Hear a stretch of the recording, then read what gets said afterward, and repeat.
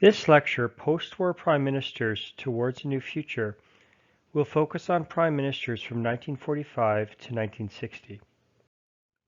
Post-War Prime Ministers of Canada. Following World War II, Canada would continue to develop a new identity. Strong leadership would be key in confronting challenges and instituting change. The following Prime Ministers led Canada through the post-war era: Mackenzie King, Louis St.Laurent, John Diefenbaker, and finally Lester B. Pearson. Mackenzie King. A few quick facts. He was a member of the Liberal Party and served as Prime Minister from 1921 to 1930 and again from 1935 to 1948. He is known for instituting old age pension and unemployment insurance.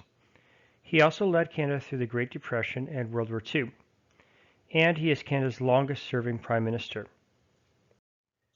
Louis St.Laurent was a member of the Liberal Party and served as Prime Minister from 1948 to 1957.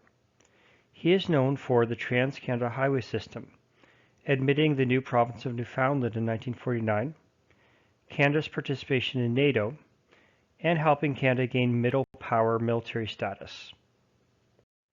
John Diefenbaker was a member of the Conservative Party and served as Prime Minister from 1957 to 1963.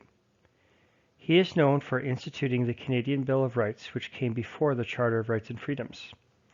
He appointed the first woman to cabinet, Ellen Fairclough. He canceled the Arrow program and was known as an excellent speaker. Lester B. Pearson served as Prime Minister from 1963 to 1968. He was a member of the Liberal Party.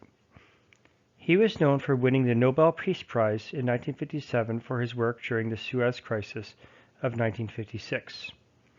He had also served as the United Nations Secretary, and he also initiated the Royal Commission on Biculturalism and Bilingualism.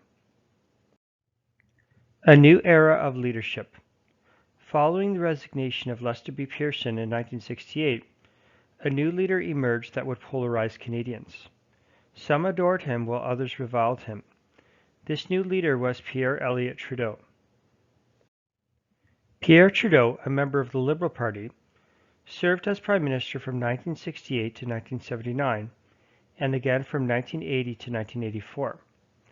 He was known for instituting the Official Languages Act of 1969, making Canada officially a bilingual country.